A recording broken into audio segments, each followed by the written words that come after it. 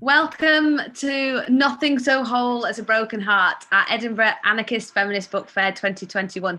This is our last event of the weekend. If you're joining us for the first time to the book fair this year, Nothing So Whole as a Broken Heart at Edinburgh Anarchist Feminist Book Fair 2021. If you're joining us for the first time this year, or for the first time this weekend, oh, hang on a second. I've got a reverb. There we go. Thank you for coming. And just know that there is a safer spaces policy and agreement on our website, and I'll post that in our chat. But if you take a bit of time to read over that to make sure that we're all safe to each other. There's more information on the book fair website about people who've been involved today through stalls and the full programme if you want to look back over that.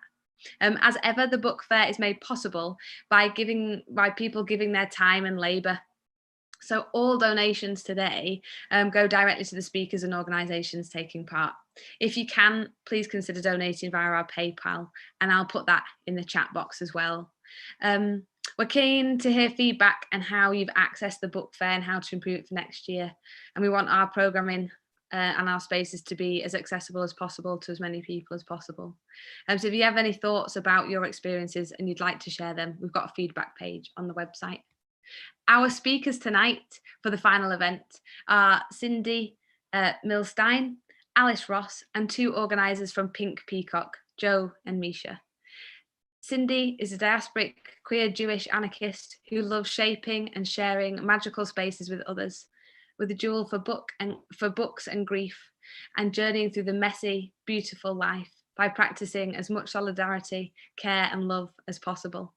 Misha and Joe happily throw themselves into Pink Peacock, a queer Yiddish pay what you can cafe in Glasgow's south side, welcoming everyone except cops and TERFs. Alice Ross is an anarchist feminist Jew, is a linguist, reader and maker in Edinburgh. She draws strength and hope from mutual aid work, holding space for sincerity and nurturing connections between people, with nature, art and the universe. This is a panel discussion and I'm going to pass over to those people now.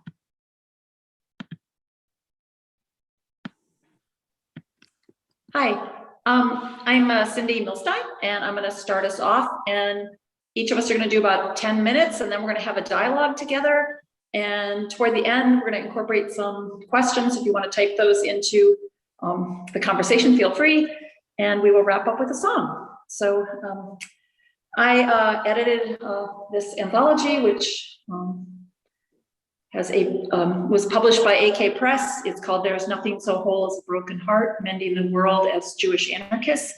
And everyone can, on this conversation, contributed to it. It's put out by AK Press with a beautiful, beautiful design by friend Jeff Clark. And it is kind of why we're together here today. But the book, the anthology itself, is this collection of about 40 voices, stories, poems. It's magical, bittersweet, poignant, joyful, includes art, as well as writing. And the way I understand anthologies is curating a space or a container. In this case, because it's Jewish, I feel like the anthology is meant to be like a sacred space of remembrance, resilience, resistance, and repair. And it's meant to inspire other storytelling. So it is a snapshot of what is a resurgence of a Jewish anarchism, which I'm really happy is bubbling up again. But it's a refreshed and revived Jewish anarchism that's been queered and made trans and feminist, and brings in things that in the past other Jewish anarchists didn't, and carries forward the legacy of them too. So I want to start off that legacy by thanking. Part of the legacy is us thanking the book fair organizers, both the joy and the sort of, again, sort of the sorrow of having to do a book fair in this format because of the time period. Everyone who's here listening or participating, all the people that contributed to this anthology, which took a lot of vulnerability and heart, and our ancestors, which I always feel are with us at all times. Yeah, this book is meant to be sort of, it's a sampler or a snapshot. It is not, a beginning or an end. It's a diving into what's happening right now, and a real encouragement to all of you out there to tell your own stories as Jewish anarchists and anarchists. And in brief, it's hard to, all the stories are so diverse, they're meant to be in conversation with each other, and they touch on everything from, loss, trauma, pain, and sorrow, to the joy and the beauty and imagination and sense of liberation that being especially a queer, feminist, trans, Jewish anarchist brings. And I especially really wanted this anthology and our conversation here to really hold the collective care and collective sense of freedom, solidarity, mutual aid, and love that we all bring to this. I mean, I understand myself as a Jewish anarchist, not simply to talk about, all that I hate in this world. I'm against assimilating into, whatever kind of hierarchical structures that is. So this anthology, people come to this as anti-statist, anti-Zionist, anti-colonial, anti-capitalist, anti-heteronormativity and patriarchy. This anthology speaks to the fight against fascism, white Christian male supremacy, white nationalism, racism, antisemitism, Islamophobia, and we could name so many other things that are so painful and awful about what it means to be in this world at this moment.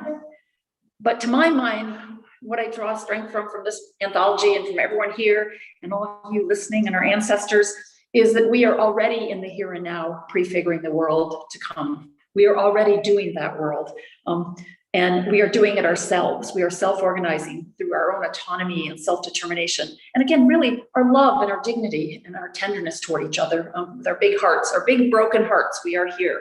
And so I wanna bring us into this space with our beautiful hearts that are carrying the brokenness to say that, we understand that this world has so much pain in it, and our project is together to repair that together, to mend that together in the way we do what we do right now. So to begin that, I want to do a ritual that's called Kaddish. It's a mourner's prayer. Like everything within Judaism, there are hundreds of versions and many interpretations and many debates and contestations, which is why I love being Jewish. And I am not necessarily, I feel like I'm still on the no gods side of things, no masters. So this is sort of a no gods Kaddish.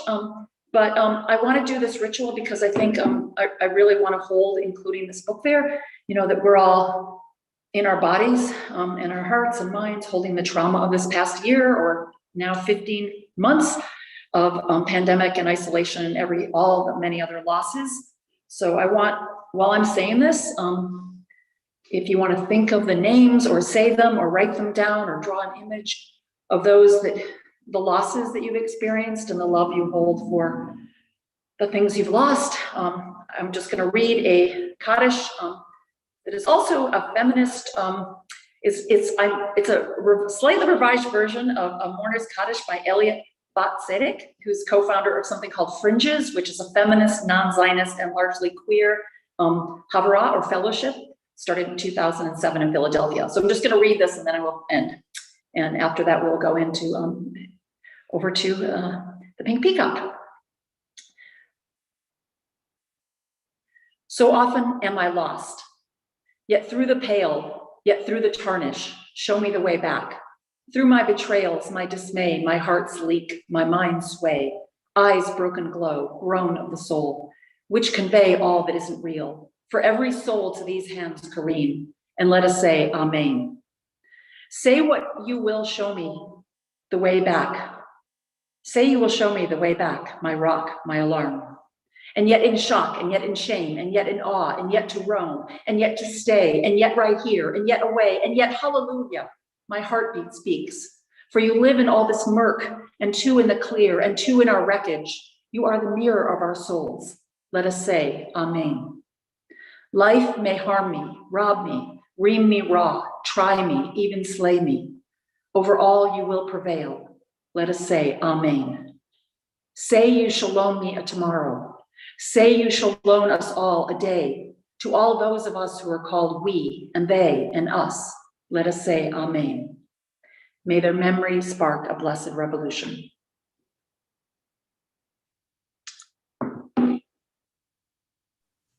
Thank you so much, Milstein. That was beautiful. Thank you so much.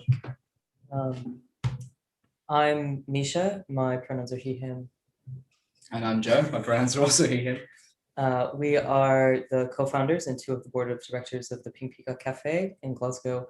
It is a, I can't remember, do we already do this, but it's a queer Yiddish anarchist poetic cafe. It's not quite open yet. We are working on refurbing the space to make it ready, but it's getting closer and closer all the time. I think we're probably a couple of weeks away rather than like months and months away from opening now. We'd given up on time frames for a long time, but we're back to time frames now. Jewish time, queer time, anarchist time, you all know what it's like. Yeah, we I've been working on this for on Pink Peacock for a little over a year. Over a year, yeah. It's been the main thing in our life for a bit over a year. Yeah, and it is we're very excited to like create this space for not only like feeding people and socializing, but like as a site of radical resistance to what's happening in the world and organizing through, through food and through song and through like celebration and dancing fiercely through a very, while the world outside is burning.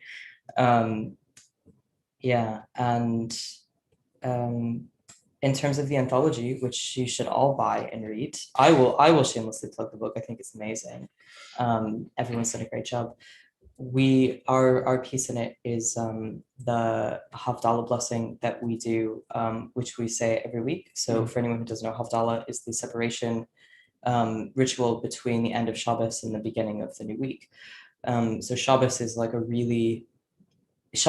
the most sacred of all Jewish times, arguably. I mean, like Milstein said, like everything in Judaism is contentious, but there's no absolutes. But Shabbos is widely seen to be like one of the most holy times, and which is every Friday from sundown to Saturday sundown.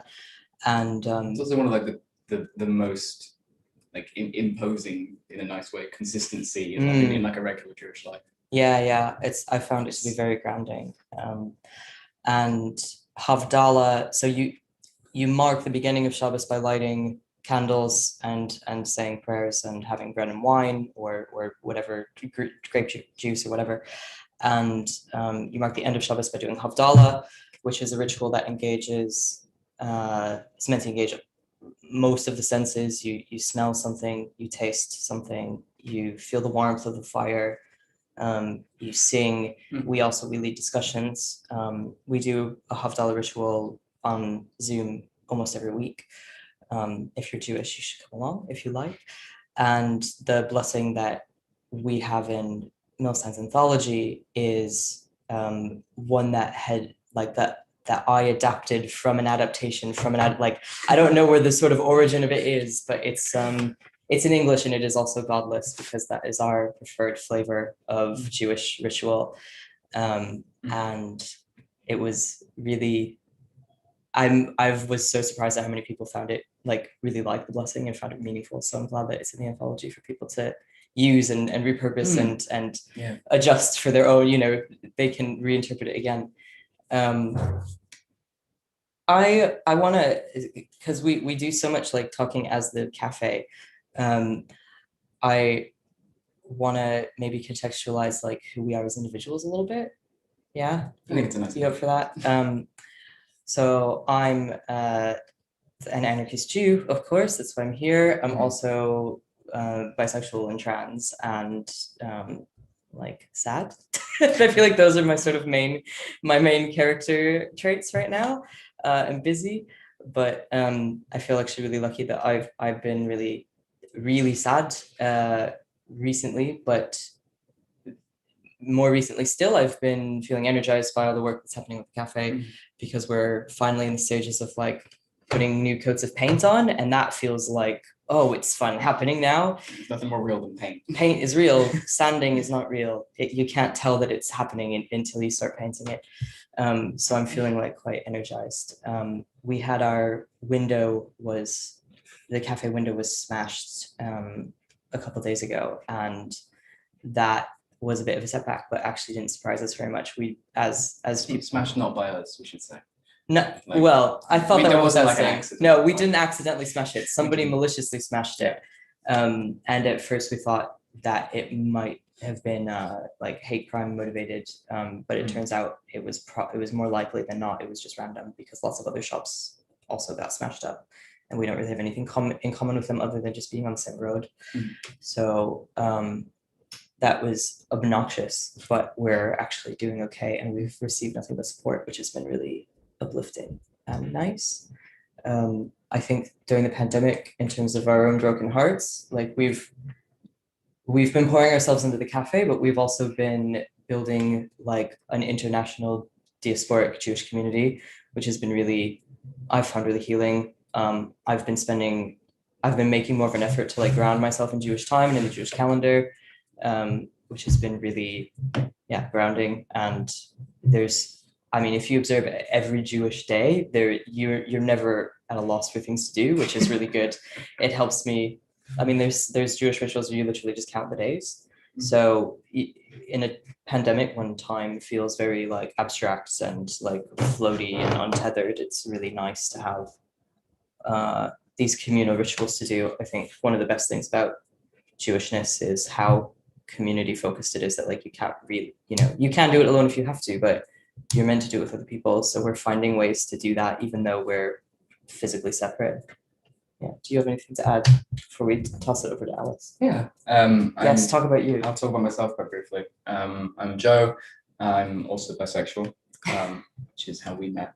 I'm a patrilineal Jew, which I don't mention too often, but I think that is it's relevant to this discussion. So I'll throw that out there. I'm an anarchist, and I'm really excited for the. I've been very anxious recently, just because of mental health stuff.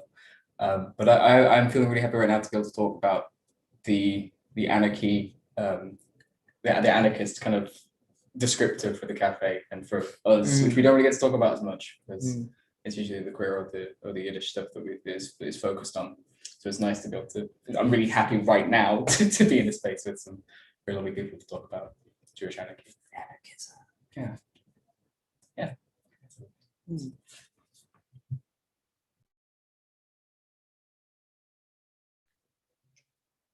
Okay, hi. I'm Alice. I live in Edinburgh, although I'm not there right now. And I was about to say I've been Jewish my whole life, but actually, Joe, you mentioned being patrilineal, so I'm technically a convert. But my dad's family are all Jewish, and my mom and I converted when I was like 5, so it's always been there. And I feel like I've always been involved with, like, I've been a feminist my whole life, and I've always been involved with anti-capitalist and anti-hierarchical, like austerity stuff at least. And I didn't realize how connected those two things were until the last few years. And that is thanks to everyone on this call, pretty much. Very much thanks to Milstein's writing, and thanks to you, Misha and Joe, and the book fair as well, actually, because there's a friend who I met when he did a talk at the book fair a few years ago, and that's how I met you. So yeah, just very, very jazzed to be here. Yeah, I wanted to say a little bracha, a blessing about being jazzed to be here. Bracha, I always think of it as just bracha, which is Hebrew. I guess it means blessing. You can think of it as like a prayer or a little meditation. And like, there are so many of them. You're supposed to say them a lot of times a day, but one of the few ones that I actually know, so I say it, is this one. It's for new things and special things. So special occasions. We say it every like festival, all the things that just happen once a year. I think you're supposed to say it every time you eat a different fruit in the new year. So after Jewish New Year, that's in like the autumn, every time you have a different fruit, you're supposed to go like, oh yes, haven't eaten this since last year. Like notice that, which is really beautiful. I don't necessarily do that. Yeah, so this for sure is a special occasion. So I'll just say it and then go on about it.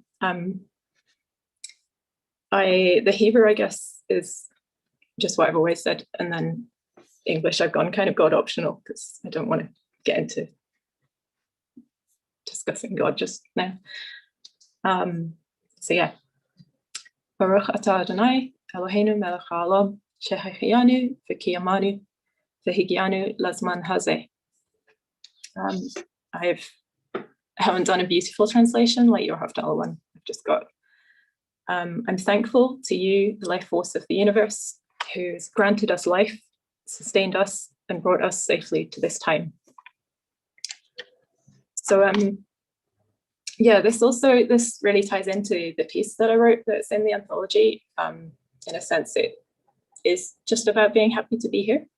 It's really very personal and small, and I hope that it's kind of one of those small, short pieces that touches on some bigger stuff. Specifically, yeah, what I wrote is not something that I wrote specifically for the book. It's something that I'd written for myself, and it kind of found its way in there through Milstein's kind of call for submissions and the beautiful language about hearts and brokenness. And yeah, so what I wrote about is growing up with grief, I guess, sadness, and yeah, just about kind of a childhood experience of having an incredible, like really, truly loving and supportive family, which I fully realize how lucky I am to have that. But with like an awful loss that happened in the middle of childhood and defined that of my parents' baby, my sister. And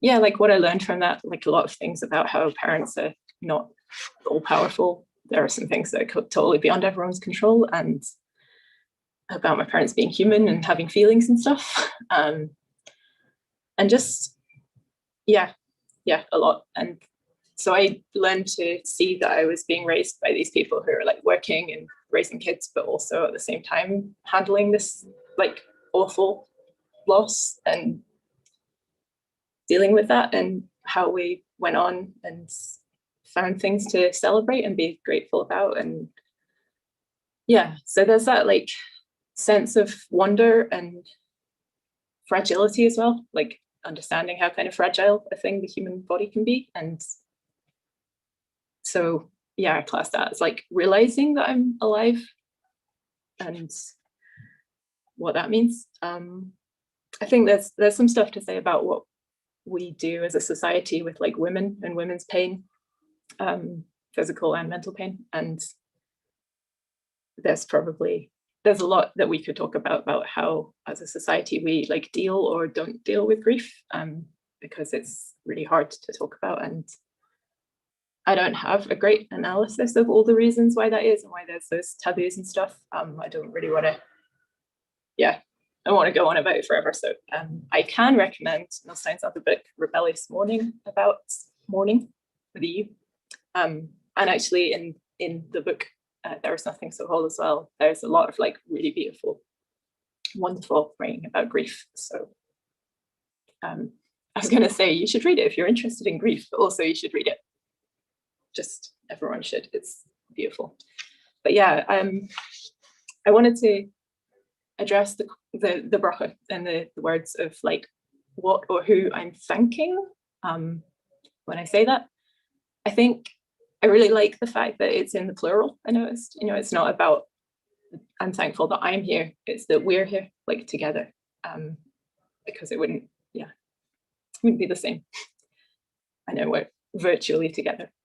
But when I started thinking about that question, because I am God optional, I was like, well, is it just my mum really who granted me life, like, and my dad, and very much sustained me in my case and guided me in ways that got me to end up here? And like, it's partly that, so thanks.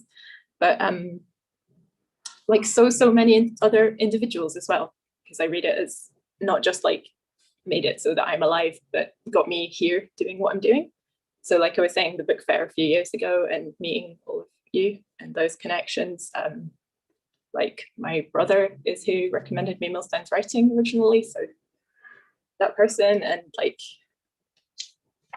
yeah, all of the kind of R&U collective, just so many friends and lovers and healthcare providers, teachers, you know, when you start thinking about it, like a therapist, certainly in my case, gyms, boxing gyms, they've been really great for my health and confidence. So there's all these things that I'm like, oh yeah, I wouldn't be here without them. And then people who make my life viable. So that includes anyone who worked to like grow, harvest, transport, prepare food that I eat, and the people that keep the water running and the internet, electricity, people who built buildings that I've slept in, you know. So like when you think about it that way, there's this huge, just ever expanding network that starts encompassing all of humanity, and every other person in that has their own version of that, like around them. So yeah, that's a really nice realization that I got from this thinking about Shehakianu, that we're not on our own. We need each other, and we're helping each other, like already, always, even within the like decaying ruin of capitalism kind of scenario that we're in. So yeah, that's what I'm blessing.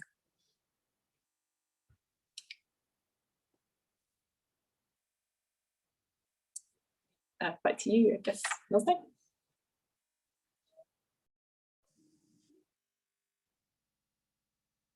Yeah, I so wish we were all together. I feel like I'm trying not to cry, or I guess okay to cry. Yeah, I'm really grateful to all three of you. I feel like I've learned so much about grace and beauty and vulnerability and honesty, and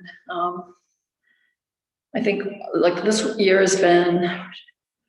plus has been so extra challenging for so many of us, struggling through depression and anxiety and fear and uncertainty. And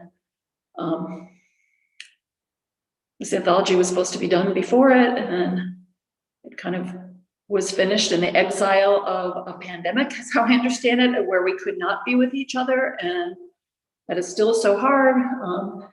But the way all of you just spoke, you know, I just feel like that's part of what, for myself, like not only got me through this year, but really saved me, was the beauty of the blessings of knowing you and the rituals we do together and the songs and the sharing the realness of it, and so I'm going to lead into, we're doing something very, very Jewish for the next 45 minutes or so, is most of how I understand Jewish anarchism, and it's hard to separate that from queerness and being queer, trans, non-binary, feminist anarchist. I never know where one ends and one begins, but that we spend time sharing and learning from each other and engaging in conversations. So I'm going to do some of that. And I think the way you all introduced us really leads into sort of the first question for me, because just how, yeah, how beautifully you shared the realness of what you're going through and who you are and what you're thinking leads into the question is, what do we bring to anarchism as Jews? I think you already exemplified some of that, but.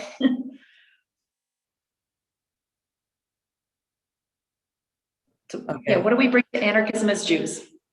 I mean, like, we made anarchism. It's just the first thing. Like if you look at the history of anarchism, the most important early anarchists who were talking about what we understand as like anarchist theory, obviously anarchist principles are much older than that, but like half of them are Jews. So like we're super overrepresented in the theory of anarchism, and I encourage people to read into that. But like, aside from just being snarky and saying like, well, that's, anarchism is just Jewish, because I think it is, but like, what do we bring to anarchism as Jews? I hadn't prepared an answer for this, but like, as I was chatting with you about it before, I think actually one of the most valuable things that we bring is a genuine challenge to Christian hegemony that I think that like most people in the UK don't have the perspective that we do, because either they are Christian or they are culturally Christian, or what I pejoratively call sometimes secular Christians, brought up in Christian society and like without a culture that is counter to that or marginalized from that. So like Muslims obviously bring this as well, and this is not like a unique thing to Jews, but I think that we have some good insights about like what does because like many other forms of hegemony, they go unnoticed by people. Even like I know so many people who do not by any means think of themselves as Christian, but they don't realize how much of Christianity is baked into society. Like they understand that, you know, like Christmas and Easter or whatever, those are national holidays, but they might understand less like how much the legal system is based around Christian values, or just all kinds of like social norms about like to bring in a particular like gendered element of it, like apologizing, meaning that you are absolved. And that's not how that works in Jewishness. If you're Jewish and you apologize, like that is, you're not even meant to apologize until you've done all the work of like undoing the harm that you've caused. And then the other person is under no obligation to accept your apology. That is completely their prerogative. And absolution comes from it's called teshuva. It comes from like your own personal examination and commitment to not committing any further harm. So it's like, that's a very like transformative justice kind of approach. But it's super like removed and like super other to the norms that we grew up around. And I think like just there's countless examples of these things as Jews. I think we can bring, and like not to say necessarily that like historically all of Jewish culture is positive and like is transpositive and isn't patriarchal, because like that's obviously just not the case. Jewish culture is also really diverse and really old, so there's just a lot to there's a lot there. But like as modern Jews, I think as Jewish anarchists, we can be bringing like quite interesting shit to like cultural. What do you think? I had a very different kind of answer, which is funny. I appreciate you jumping in the way you did, because I was getting prepared to kind of couch my answer to be like, well, anarchism and Jewishness is not necessarily just Jewish ownership over it, but I guess that's too late now. No, it's ours. We own it, and we're collectivizing it. Everybody can have some. the thing I thought of when I first was reading the question, when I was talking with you about it, was that like, and it's something that actually has been mentioned a little bit already, is that I like about what Jewishness brings to anarchism, is that it brings with it like it has the capacity to and the tools within it to build the better world, and to have already like the strength in community bonds. A lot of other kinds of anarchism, I feel like, are focused on the tools to dismantle what is already here, which is good. But it's with Jewishness, it feels like already, you know, like you said, like throughout the pandemic, even though like we're already building these and strengthening these community bonds and focusing on how we're building this better world. That was.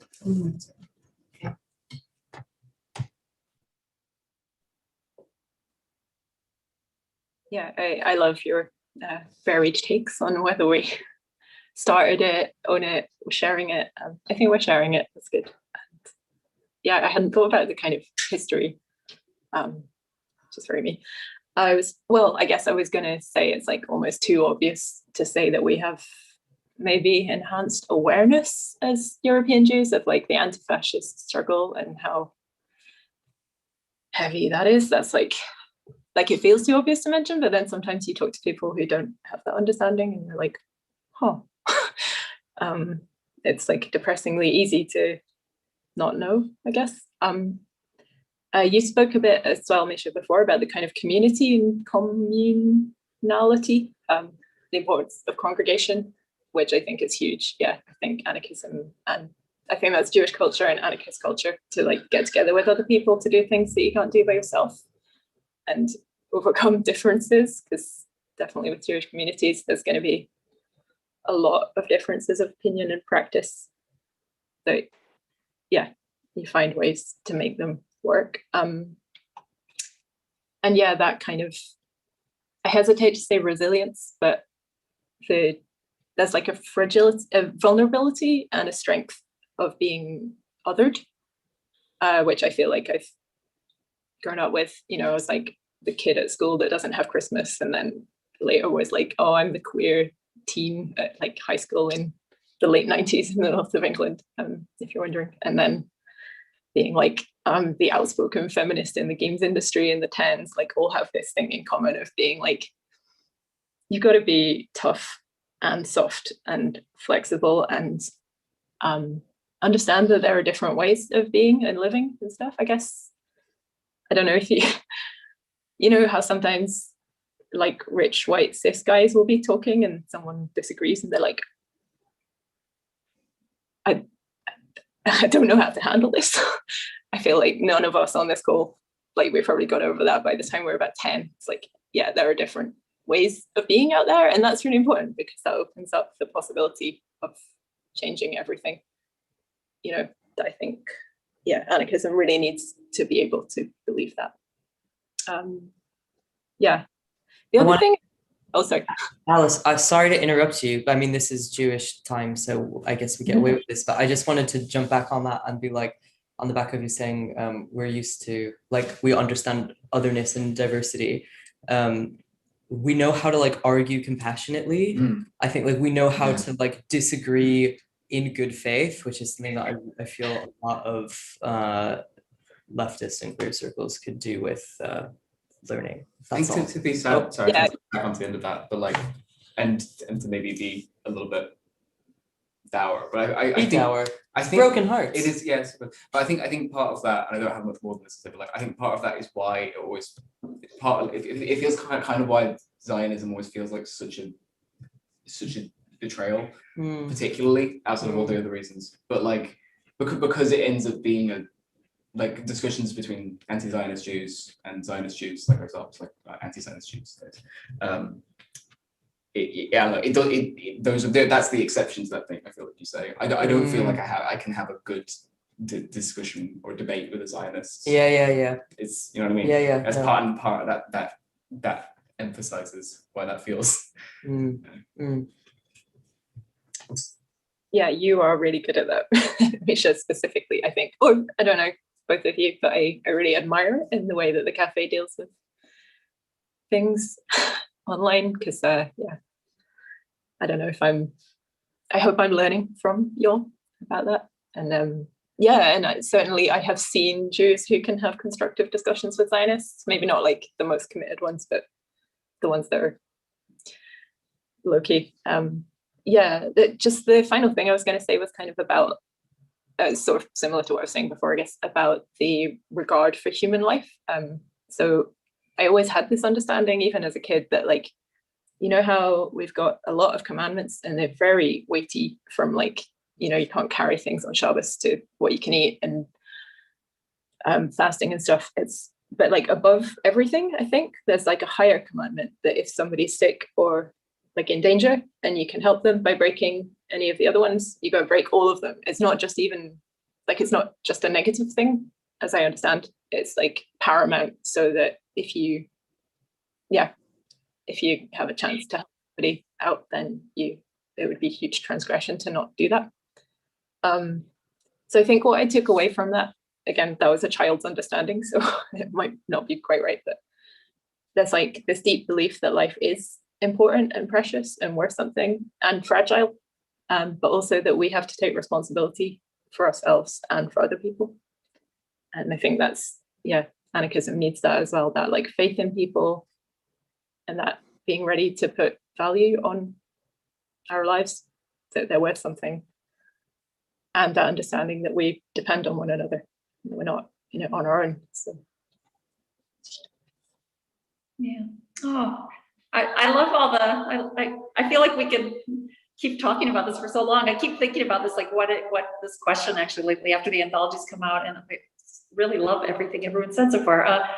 The other things I was thinking, maybe adding on to that, is like, you know, like there's been you know, I mean, Emma Goldman and other people are some of the Jewish anarchists are really well known, but I think why so many Jews were attracted to being part of the creation of this named thing that's anarchism a few hundred years ago was, you know, some thousands of years, 6,000 years of experience and tradition and culture and grappling with what it means, you know, especially when to be a community without a state, or a community not, you know, I mean, Jews sort of also could be seen as some of the original quote outside agitators that we were never seen as part of, you know, states or empires, or not never, but for most of our history, or were never kind of allowed into sort of the hegemonic spaces. And because of that, we have a lot of experience on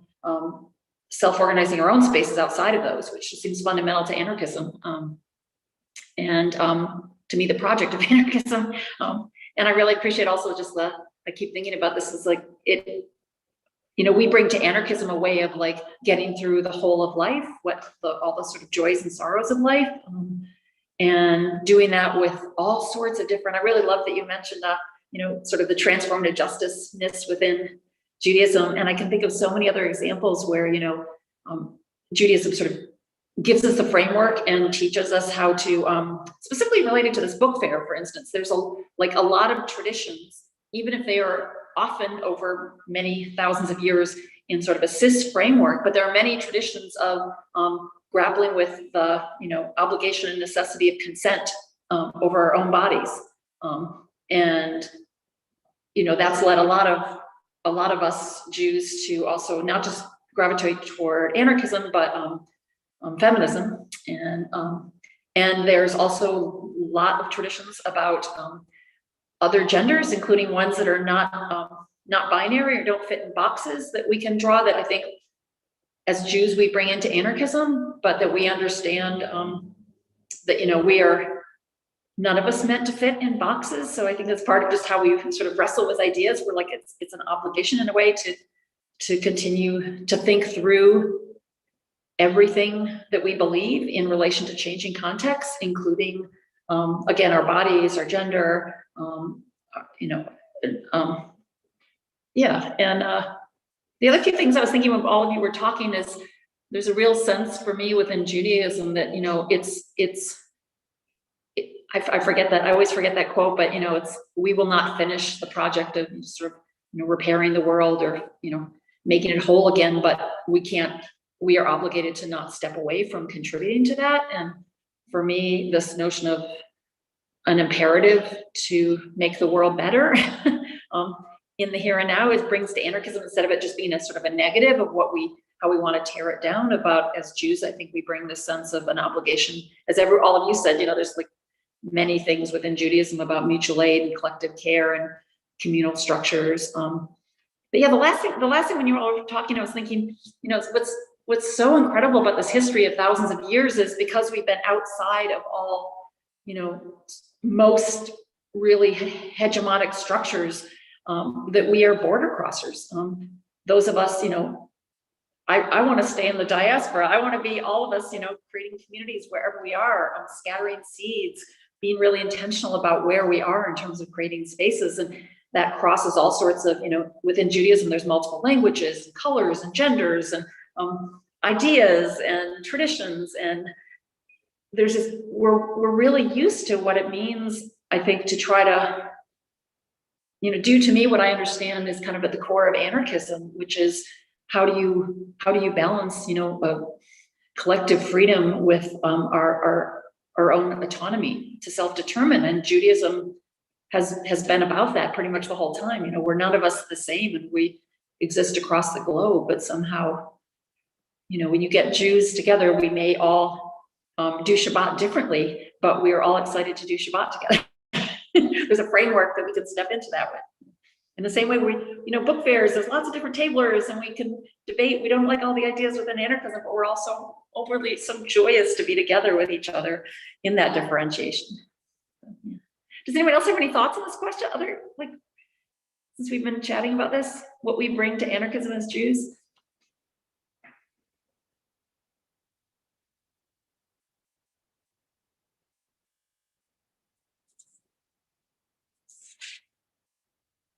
And we can kind of transition into the next question and bring into it. It was the next question we want to explore was, how do notions of Jewish time offer both forms of resistance and point toward the world to come?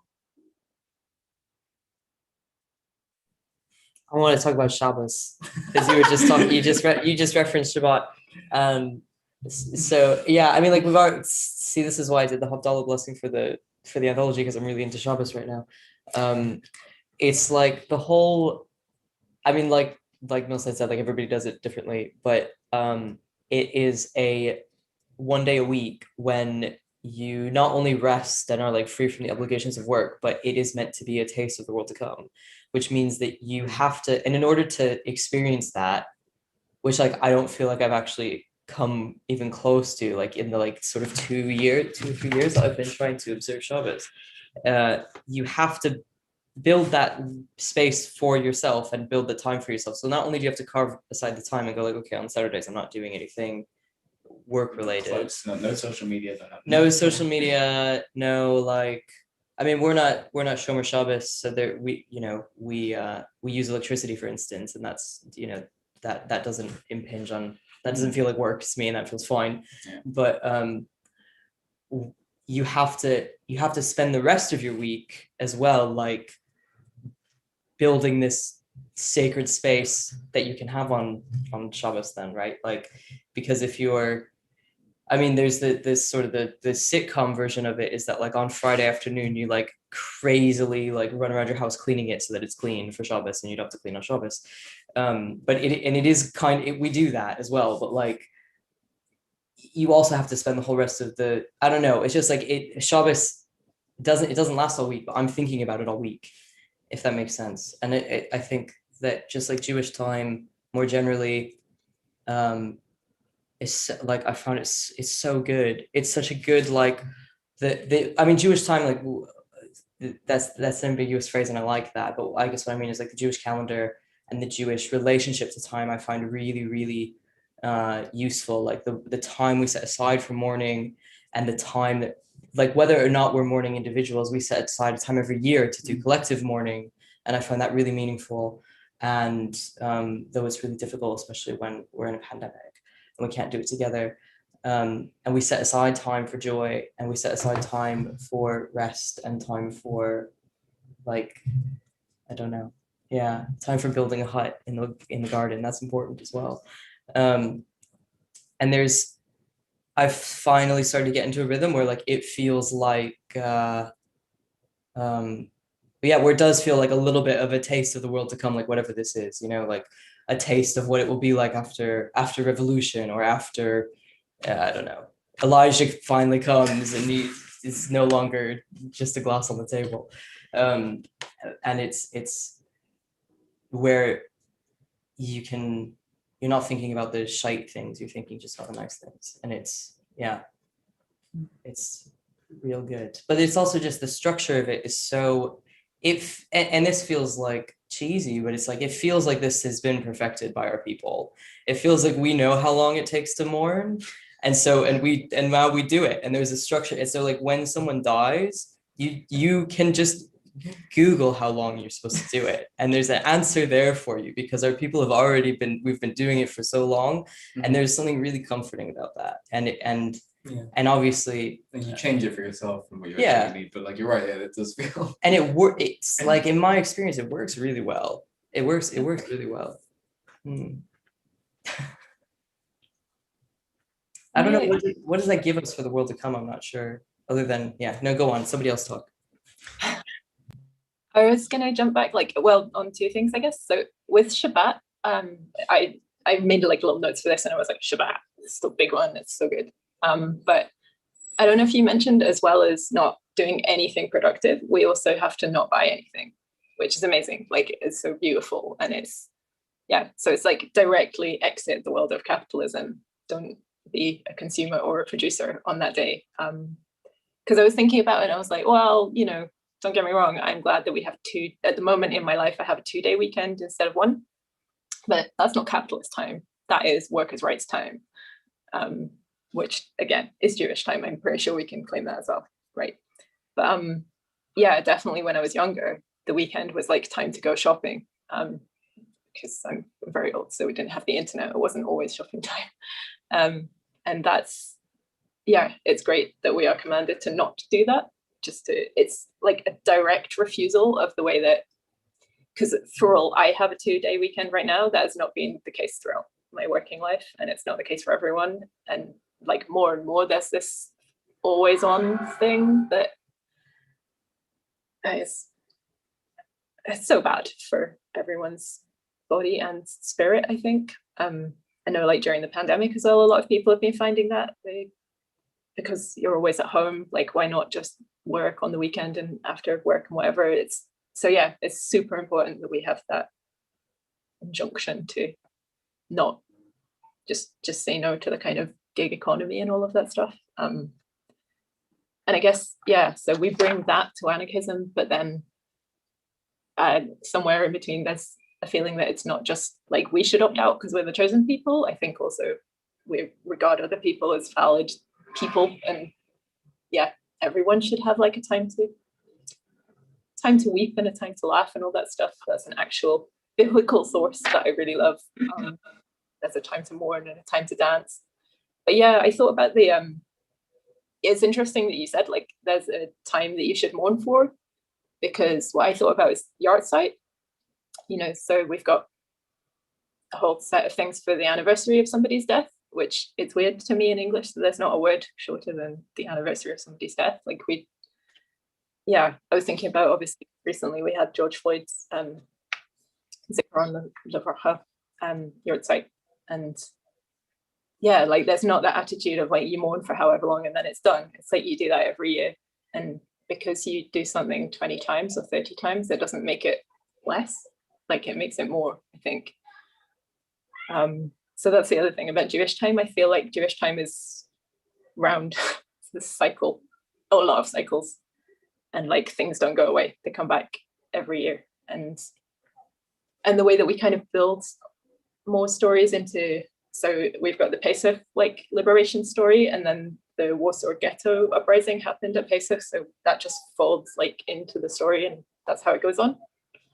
So yeah, Jewish time is very layered in a sense, and yeah, we've got long memories, which I think are important for everyone, probably.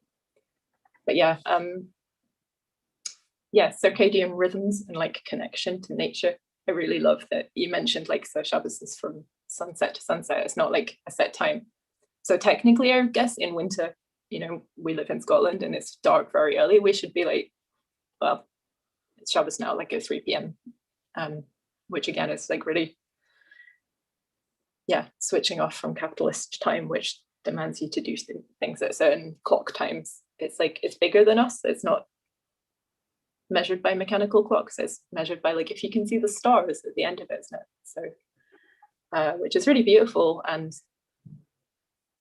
kind of scary that we as people don't look at the stars and don't see the stars as much, because of cities and light pollution as like any other humans ever. So yeah, I've been reading a lot about that, about like body clocks and how if you're out of sync by doing something like night shift work, that's got like really direct effects on people's health, and we know this. So it's like, why do we still have anyone on them? And I'm talking about like in my industry, the games industry, not like, I get why firefighters and medics and people have to work at night sometimes, but yeah, there's a lot of people working night shift just out of maximizing like productivity. And yeah, I think if we could all pay more attention to the sunset and the moon and the stars and stuff, then we'd realize how wrong that is. Like, I think people know it's wrong, but there's knowing it and then having that bodily knowledge of it. So yeah. Oh, go ahead. Go ahead. So you mentioned that like that really great quote before about, because the other thing I think about Jewish time is like our place in history and in the history of our peoples and in the like the push to revolution and to making the world better. Like the translation that I heard of the same bit was like, yeah, like you are not obligated to finish the work, but neither are you free to desist from it. Like you have to. We know that we want to see liberation in our lifetimes, but we know that we might not, and that like many of our ancestors did not. But that doesn't mean that we don't like keep pushing for it. And I think there's something really nice about, I mean, it's nice, it's also sad. It feels very brokenhearted that Jewish time in that sense, like the span of our lives, we know that it doesn't matter if it's for us. we are morally obligated to improve the world as much as we can, and we don't. There is no reward at the end of that. The reward is just in building the better world.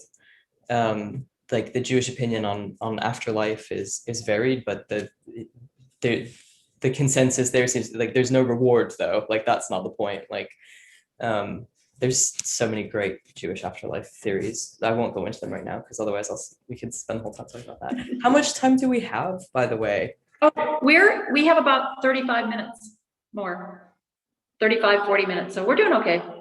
You know, it's also Jewish time. Yeah.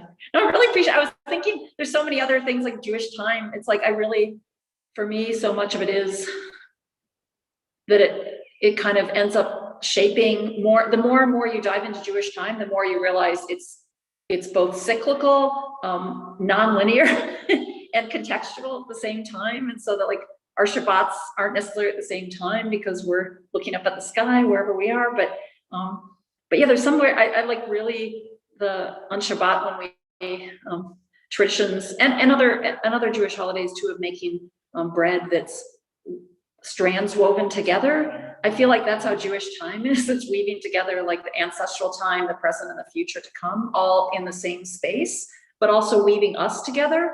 Some of the practices I've been doing at Shabbat, which I really like, is when everyone's touching the challah and touching, holding hands or touching each other's shoulders so that we're all braided together in this time that we've made for ourselves, as opposed to capitalism or, patriarchy or a whole bunch of other things making time for us. But yeah, and lately I've just, this past couple of weeks, which has been, so awful in the world. I mean, every week is awful in the world, but as we've been watching and mourning so many Palestinian death and suffering again, is I've been really struck by how many Jews have brought their time into the streets to do Shabbat in the streets and other things and mourning rituals, mourning time into the streets to relate to this moment of solidarity with Palestinians and wanting to see an end of states and capitalist militarist time, the time of occupation. We bring our time into public space often because we see it as time as a communal construction that we can do with others. The time isn't just for us Jews, that it's this expansive time for whoever wants to step into it with us. And yeah, so I just think there's something about time and generosity, which I'm still thinking about in Jewish time, of hospitality and solidarity. And when we were all speaking, I don't know, I was just really also struck by all you saying, like, I really, really appreciate Jewish time. The more like marking Rosh Chodesh, which happens every month at the new moon, or most Jewish holidays and Jewish time is about looking to the natural world to understand when that time starts and ends. And our calendar is meant to do that against the kind of imposed hegemonic Christian calendar, which is just, constructed out of arbitrariness. Ours is this real deep connection to the earth. So, we celebrate time of harvest, time of the coldness of winter. We celebrate what's growing underground that we can't even see. So I think our time, especially our time and other people's too, that is connected to what we see around us, it creates a time of our interconnection with the earth, and us as part of it. And that's pretty profound. Once you realize you're more and more connected to the earth, it's hard not to want to not just, mend ourselves and create the world to come, but see that we're just part of a bigger ecosystem of mending, right? We all have to mend together, mend the trees, we're all in that together. I've been thinking a lot lately about the Jewish time, the birthday of the trees, which happens in the winter. It's another Jewish time when you think about, at least where I live, it looks completely cold and dark and like nothing's growing, but you think about, the sap inside trees, it's bringing life again. And you realize that connection of our body is like, we're part of the cycle of, coming out of, what creates trees and allows them to grow and going back into it. And it kind of makes you understand that life is a bigger continuum than just our own individual lives. Jewish time, including when for most of us, we haven't actually, because a lot of us are diasporic or have been forced to leave places many times, that creating time is a way for us to find home and community.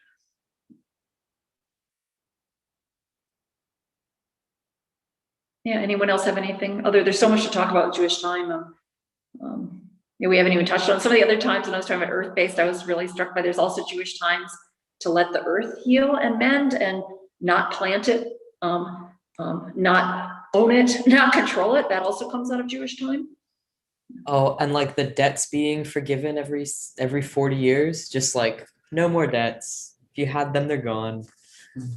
Yeah, that's just like an ancient Jewish custom that I don't know that any institutional Jewish body does that, but they all should. I mean, we should just, anyway, no, we shouldn't have debts in the first place. But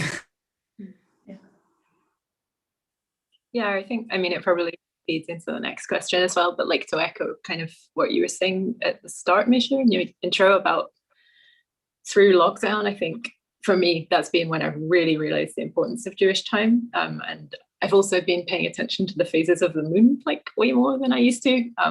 And like, so folding a bit of magic into my lockdown life. Yeah, so many people were saying like, oh, I don't know what's going on, what day of the week it is and stuff. And I was like, the moon knows. that sounded really weird. I was talking to her and she knows. But yeah, I mean, I think, I don't know, yeah, it's very important to me to have that sense of perspective and sense that some things are bigger than us. And that even if we think everything's disrupted and upside down, it's like the earth knows, the moon knows, and it goes on without us. Yeah, sense of perspective. That's what I guess I needed. And I got really into looking at the sunset and the moonrise as well. And I think there's a really philosophical benefit in, this is bringing like a little bit of Buddhist theory into it, but like being present at the beginnings and endings of things. Because a lot of the time you don't notice those, you just go, oh, this thing's present. And then after a while it's not. But yeah, philosophically, there's this sense of like impermanence and yeah, that everything's changing. You can be there for it, which I think, yeah, anarchists need.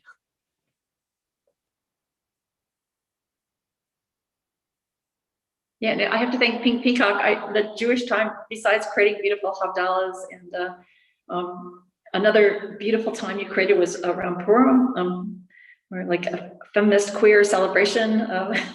That time also creates this time where we're just supposed to, you know, play. And yeah, you've created such a beautiful time this year. Thank you. thank Maybe you. we can, yeah.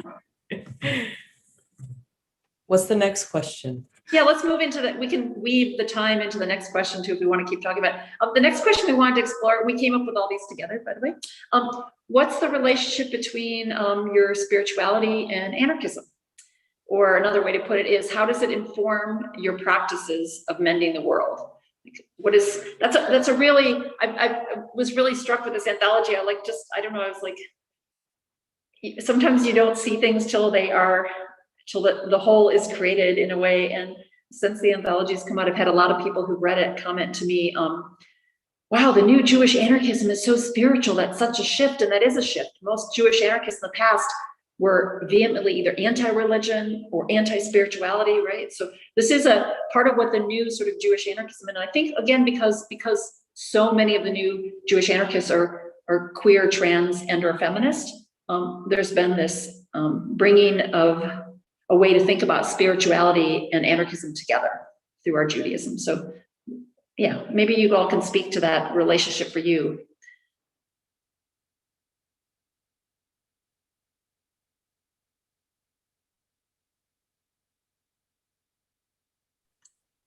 I feel like it's very similar to the answer I was saying before about the moon for me. Like that's, for me, spirituality, a lot of it is about connecting with nature. And it's probably on my mind a lot because I recently read this book called The Human Cosmos. It's not like an anarchist book, but it's an interesting book about how, like I was saying, people used to be able to see the stars with the naked eye, like a lot more physically than we can. and it kind of traces that through history and what we might be losing in the fact that now, you know, we don't need them to navigate or know what time it is. We can just have artificial lights on all night and whatever else. Yeah, I think so. What you're losing is a sense of awe, AWE, which is, yeah, the person writes about like psychology experiments on this that I found super interesting. So they can recreate awe in like settings by things like getting people to look at starry sky pictures, which is like already a really beautiful experiment. I love it. But yeah, like once that has been triggered, and also through some psychedelic drugs and stuff as well. But yeah, once this feeling has happened in the brain, then if you ask people questions, they're more less selfish, like the sense of self in the mind is diminished, and they care more about the environment and less about money. Like, you know, there's these tests where you can ask how much money they would give to whatever, and people, yeah, are more generous, more connected, and feel more like, yeah, part of, yeah, I suppose it's perspective, but or is a nicer like word for it. And you can for sure get those things without religion in a fully secular way, like I say, through nature. But for me, the brachas, like I was saying about, there's so many of them. We're supposed to be like constantly almost thinking, you know, it's like when you get up in the morning, you're supposed to say, I'm really thankful that my body and soul are still back together in the right order and everything's still working. And like really realizing how amazing that is, you know. And then there's like one for washing, one for eating, one for drinking. There's one for peeing. There's like, if you see a rainbow, if you see a hot person. I don't say all of these, but like, I think it's great that we have them. And I know, I believe that like Islam is similar as well. There are other traditions where you're supposed to be like checking in with a larger force than yourself almost all the time. Yeah, so if you really take that on and think about like the, you know, 1 in billions chance that this planet supports life and that I've been born on it and survived, and then I'm able to experience this incredible thing, I think that taps into the sense of awe for me. And that's what I define as kind of spirituality. It's for sure happened through like connections like your Havdalah things at the cafe, or virtually at the cafe, and the Seder as well. It's so beautiful. So yeah, I think all of our rituals bring that. Yeah. I bet it's weird for me. I've been thinking a lot about, like anarchism in a way for me has been this like a faith that things are possible, that, you know, we can realize things that we're told, the whole world tells us we're not supposed to realize. And I think for me, like for so much of my life, not understanding that like sort of the hegemony of like Christian supremacy has made me reject any form of spirituality, because I'm like, oh, that's all organized religion, or it's all oppressive, or it's all hierarchical.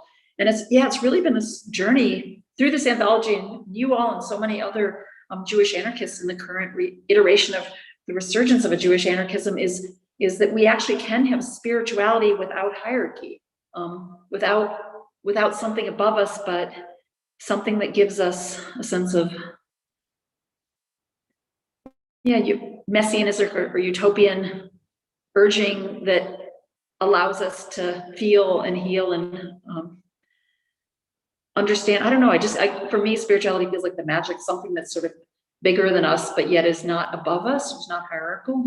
That's been a real journey to understand that. I think many anarchists who are Muslim or come through other, religions that have been told we're not supposed to be, our religion, all of our traditions have been mostly stolen from us by what's been hegemonic for so long, that I think in this current reemergence of a Jewish anarchism is this beautiful, opening up space or reclaiming of like what has been stolen from us, and the spirituality that has been, even our books within Judaism were stolen through Christianity and made into the New Testament, or, the commandments were changed, or, there's antisemitism is added to the New Testament. It's like, our ways of being spiritual have been stolen from us. So it's, to me, a really poignant to come back to something that's having all this meaning.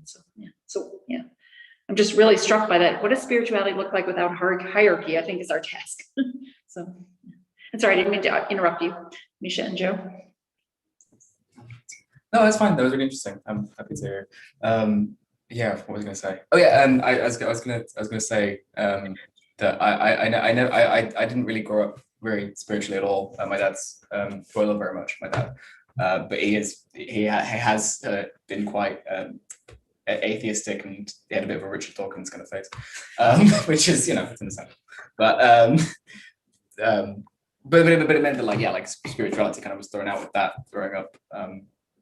Even though one was quite hippie. So, but I think it wasn't like, but I never really incorporated that into my personal way of like moving through the world. I think a real turning point actually, which I quite like, is that a friend of ours and one of the board members of the Pink Peacock actually was talking with them about their belief in ghosts, which the kind of revelatory part of that being that it seemed to stem from like antagonism towards very rationalist, like rational men type, and it was this real turning point about, oh, you can just dig your heels in and like use spirituality for what you want. You can like have a grasp on spirituality for your own uses, and like you can fold it in, and so like with Jewish stuff, it became clear. It's like I don't have to like, because you struggle with like authenticity of emotion, of like, I don't know if I feel this properly. I don't know if I properly feel the spiritual thing and its existence. But it's like, well, you can look at this and go like, here's the positive like reclamation of this, like you say, all the like Muslims say, the reclamation of Jewish like spirituality, and like you can look at the positive of that and just go, that's enough. And if that makes me happy, I can incorporate that in my life. I have so much to say on this. Like, I mean, so I kind of want to respond as well to some of the questions that we've got in the chat, because we've had a handful of questions roughly on the topic of like secularism versus religiousness, and Christianity and Judaism, and how those are opposing, and God optionalness.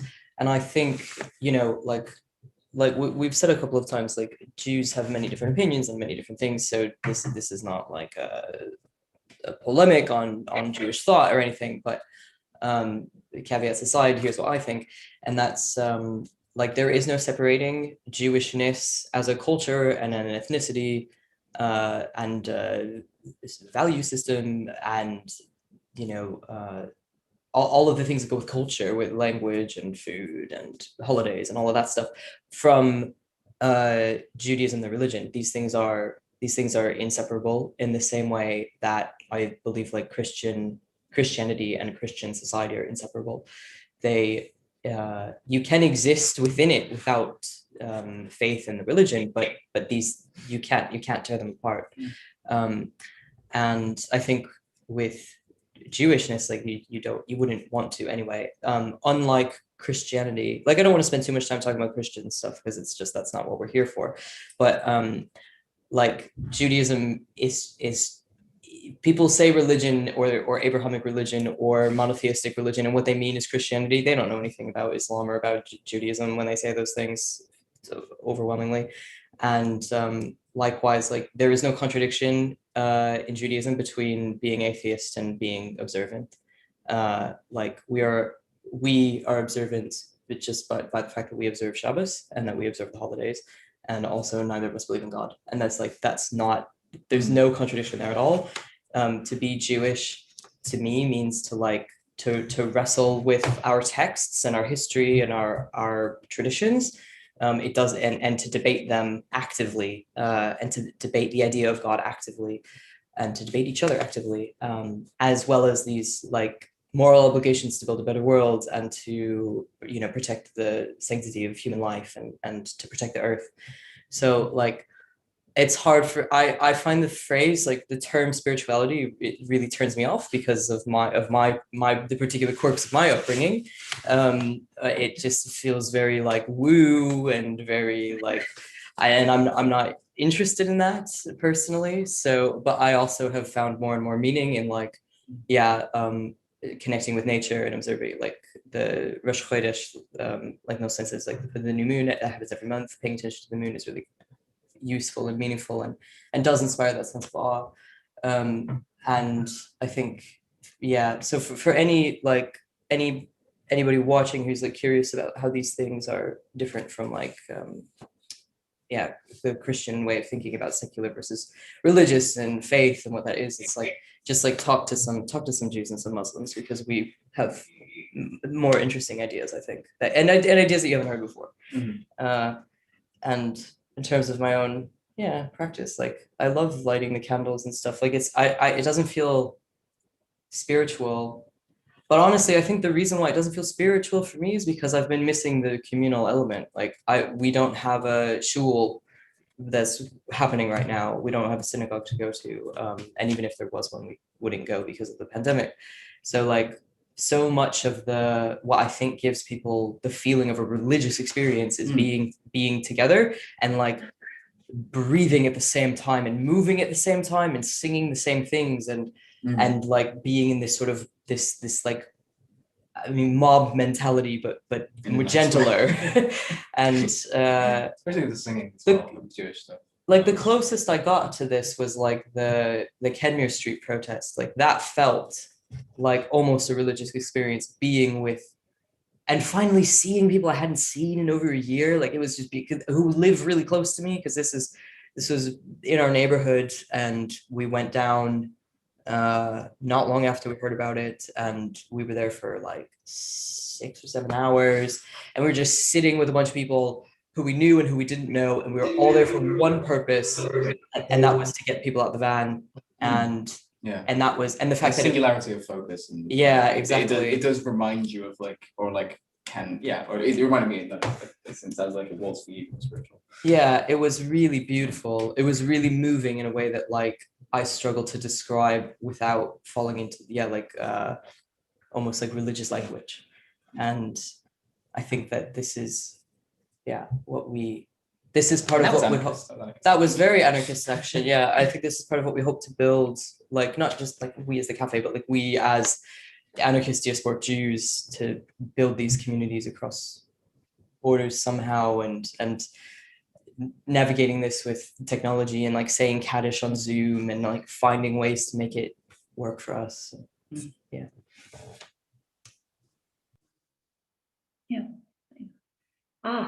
Such a good topic. I wish we could talk all these topics we could talk in so much more depth. So we'll move to the last question that we came up with, and it is what does it look like to create rituals, art, or spaces as Jewish anarchists? And those spaces could be political or otherwise. We do, I really like that, Charles, find some Jewish anarchists and hang out with them, because you will end up being, there's just incredible rituals, spaces, and arts being created constantly. And I feel like I just was visiting some friends in a different community, and I found out one of them was a queer Jewish anarchist, and I said, oh, could you get some of your other Jewish anarchists together? And over 25 people came together, and we sat under the stars and the moon, and part of what we did, besides talking and eating and sharing, and not everyone was Jewish because everyone's very generous about inviting other people, is we sang songs. And I was really struck again, because it was in person. I haven't done that in so long. It's so beautiful to be out and under the moon and singing with other people. Is maybe spirituality, you're not provoking me. Spirituality is the wrong word, but there's something so incredible when you start singing a cappella, and first you have to break through your own sense of like vulnerability and shyness and awkwardness to be like, okay, who's going to lead the next song? Who's going to pick something that's meaningful for them? And everyone's like, I don't want to do it.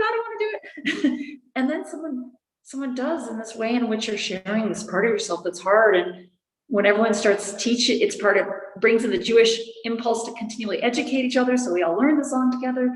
And then when you start singing, there's something that's so hard to explain, except when you do it, is just the way all your different sounds and voices and bodies feel interconnected and transcendent. It creates this like transcendent experience. So, I don't know, part of the rituals is that the sense we feel when we're in moments of like being in the street, rising up together and stopping deportations or evictions or mourning, murder by cops. But that same sort of transcendence when we do, as Jewish anarchists, I was also part of a solidarity demo recently.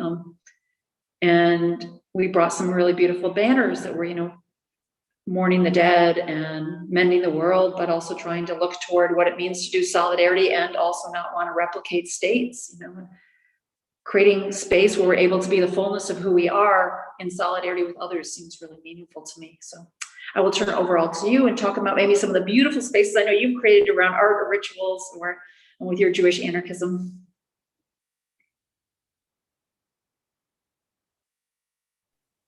I was just going to say, like, this question is like not even for me because all of you create so wonderfully, and I'm really, really thankful for like when you bring people together and create amazing, like, lasting books and projects again and again. And yeah, Misha and Joe, the cafe is going to be an all the time space, but you've created so many like little spaces and rituals that like I've got so much strength and joy from. So thanks, and you go. I feel like I'm not sure how to answer the question, what it looks like, because I guess it looks like what we're doing. Talk about some of the things you've done for a few minutes, actually. That'd be great. Yeah, point out your plan. Okay, what have we done? Okay, we started by last March 2020, bringing food to people. That was like our first sort of thing as doing it as the cafe. We were baking food in our kitchen and putting order forms online, and people could order it for zero money, and then we would deliver it to them. And that was amazing, and that felt like a small way to like contribute to wider mutual aid stuff. And then that was Jewish food as well, which it was framed kind of like the kind of people that wanted what they wanted out of it. I think one of the times we made little challahs for people because it was in time for Shabbos was what we were trying to do, have that package be available in time for Shabbos. That's what you wanted it for, which obviously changed the demand and changed like what people wanted from it, which is interesting. Yeah.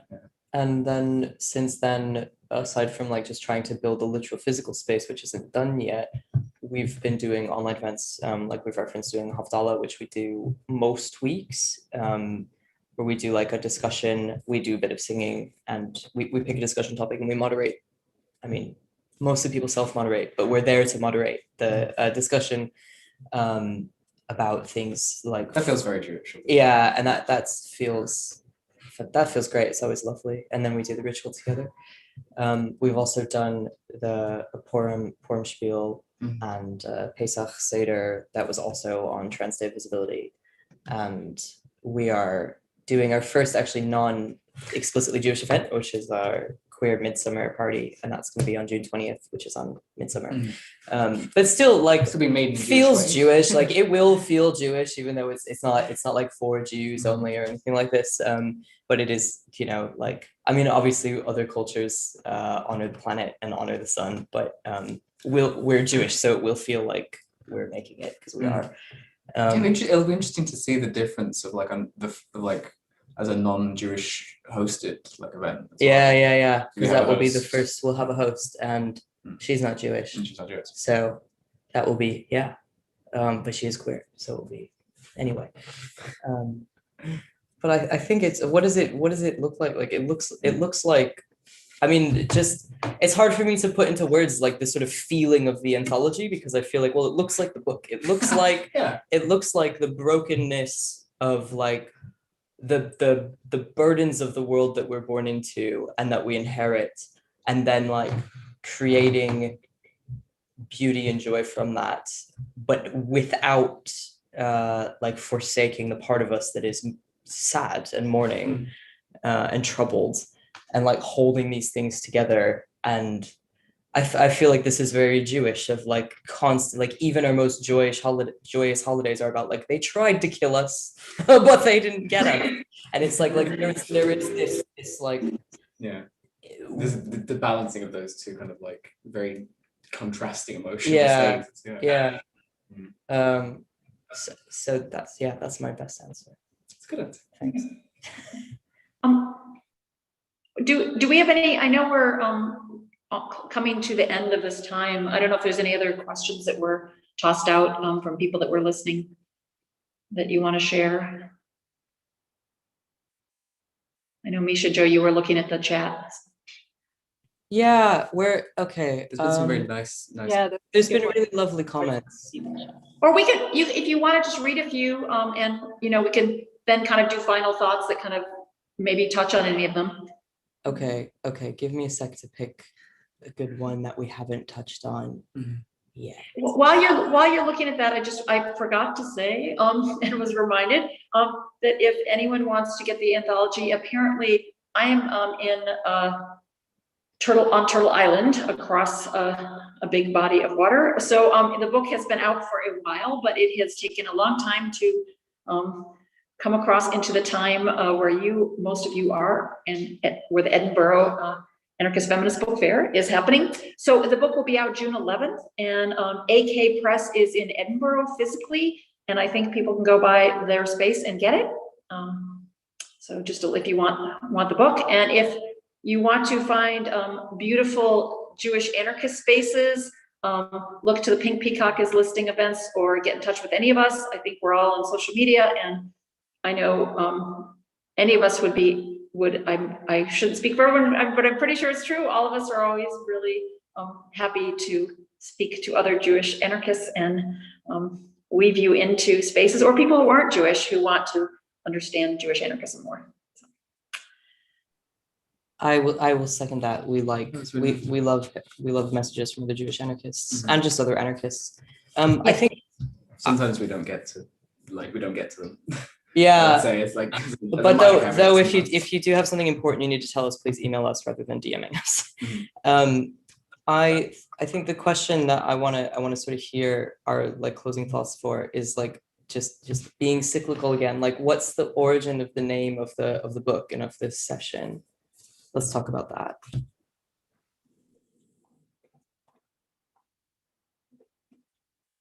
Okay. Maybe we'll do because we're coming to the end. We'll just do, each of us can sort of say a few things. I can speak about the title, and then we're going to end with Misha and Joe doing a song to close out. We really wanted to try to bring in some of the really, really incredible. I wish we had more time. There's so many rituals and art and cultural forms that are being made by Jewish anarchists right now, and we barely have touched on them. The anthology looks at a lot of them, but there's so many more. And so that's why we try to bring in St. Kaddish, the mourner's prayer, a blessing, and a song at the end, which we will to close this out. Because I do like to think about things as containers, and for me, Jewish anarchism creates this container to allow the joy and the sorrow and the love and the rage and everything else to get me through this world with others in community to try to mend it. So the title for the book, which I will just to wrap up my little section, came from a rabbi a couple centuries ago who is trying to articulate something that goes back way to the origin stories, I think, of Judaism, is that the initial kind of coming into this world was a shattering. A lot of the origin stories in many traditions talk about, sort of humans come into this world, but this is very true in Judaism. And in a sense, we end up shattering parts of ourselves.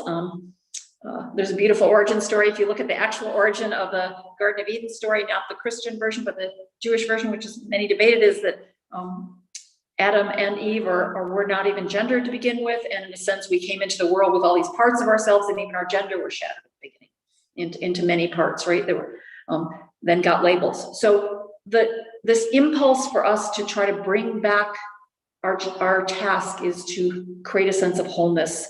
Was captured in this phrase a couple centuries ago by this rabbi. There is nothing so whole as a broken heart, and how I love that phrase. Both personally because it speaks to me, but for this anthology is that it is precisely for the fact that our hearts are really big and feel that, we don't fit in this world, that there's too many, that we feel our brokenness in ways that are, dignity and grace and solidarity and mutual aid. And our task is to try to help each other feel whole in that brokenness as we continue to try to bring the pieces back together. Someday I think the dream is that, even if we never ever reach that, is we're trying to kind of come up with ways to make us feel whole despite our pain. So I'll just end on, I think part of why Judaism has such a draw for me, I'm really struck by the category of grief and mourning, because as humans we're structured to, come into this world and go out of this world. We know we're going to experience losses, and we can do that in a way that's so much more beautiful and intimate and joyful and human and loving, and holistic, right? Even though we know that we will experience loss, we can do that in so many more beautiful ways. I want us to, Jewish grief and mourning rituals, as we talked about a lot, are so intricate, but all of them are about creating community that holds us and makes us feel the wholeness of ourselves at the most difficult moments in our lives. And that's, for any of you that have gone through that experience where you're able to know that you can feel the hardness in yourself, but you feel okay at the same time. That's a real challenge. So I hope you will feel that when you look at this anthology and when you act in this world as feminists, queers, Jews, and anarchists, or any combination of those.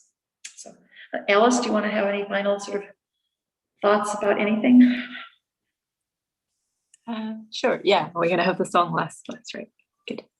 I guess what I feel like what I've been getting at all the way through this sense of something bigger and community and all that, I maybe didn't contrast it strongly enough to what I feel that the capitalist kind of project either does or weaponizes against us. I spend a lot of time thinking about isolation and because of the industry I work in, but I think over the last year we probably all thought about it. I think it's no coincidence that there's kind of a capitalist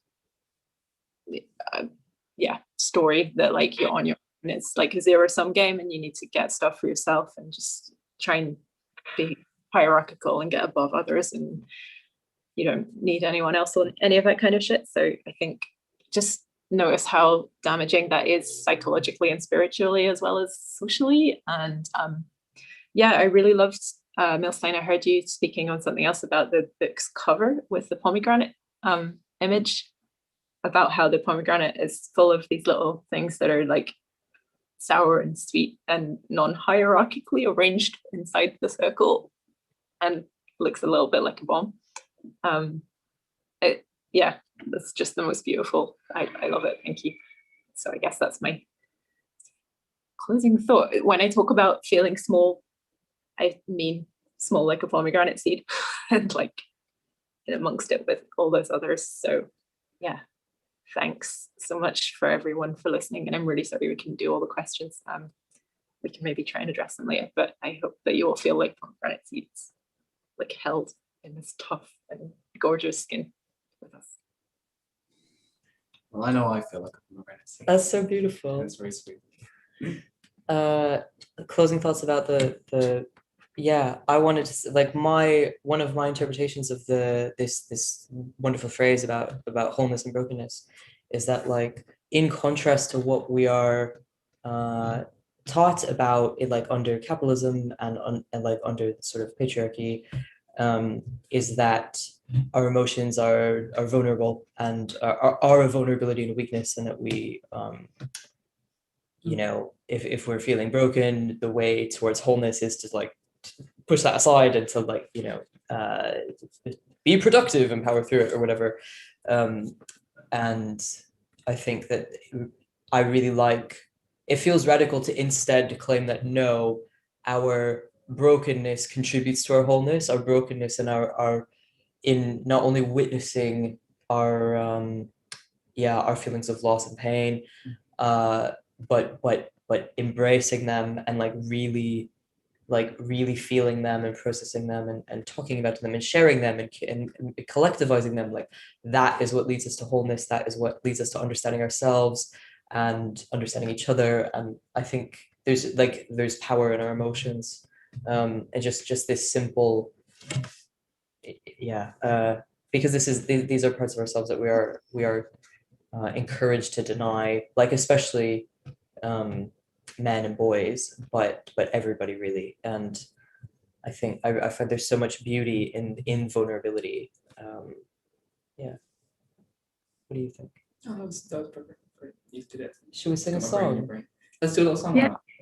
Oh, so just before we sing, like, thank you so much for having us, everybody. Yeah, the book fair has been amazing. It's such an honor to close it out. And I love our fellow panelists. I think they're brilliant, and you should buy the book. It is really good. It's really good. I can't wait till we get our physical copy here in the UK. It's not landed here yet, but it's I think it's brilliant, and so is all of Milstein's work. You should read it all. And yeah, let's do a song. Yeah. Do you want to explain the song? No, not really. So there's the lyrics. We're told that the lyrics will be put in the chat. This is a song in Yiddish. It's called Mein Ruhe Platz. It's a song from, I don't know exactly which year. It's become sort of a Yiddish folk song. It's from the Industrial Revolution times. As if you read the lyrics, that will be made obvious. And we felt it was fitting for this panel because it is about sorrow and about knowing that you will. Well, I mean, this is my interpretation today, but knowing that you will not live to see liberation, but yeah, and it feels like it's a very anti-capitalist song. It's very sweet and sad, and like we do in our Havdalahs. I mean, we won't be able to hear you because it's we're not doing a live stream and we can't see any of you. But we encourage people to sing along with us if you feel like it, because it's that way we can communalize the experience. So you've got lyrics in the chat, hopefully. Yeah. Let's start. Yeah, give me the chords so I know where we.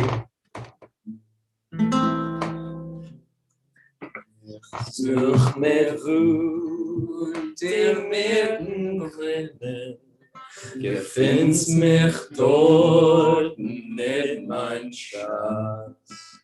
Lebenswelken bei Maschinen, dorten ist mein Ruheplatz. Dorten ist mein Ruheplatz. Nicht such mich, wo die Vögel singen, gefind's mich dort nicht mein Schatz. Es Schlacht bin ich, wo keinen klingen, dorten ist mein Ruheplatz. Dorten ist mein Ruheplatz. Nicht such mich, wo Fontänen spritzen, gefind's mich dort nicht mein Schatz. Wo Trächen rinnen, Zähne kritzen, dorten ist mein Ruheplatz. Dorten ist mein Ruheplatz. Und liebst du mich mit wahrer Liebe, du komm zu mir, mein guter Schatz. Und heißt du auf mein Herz der Triebe, dort mach mir süß mein Ruheplatz. Und mach mir süß mein Ruheplatz.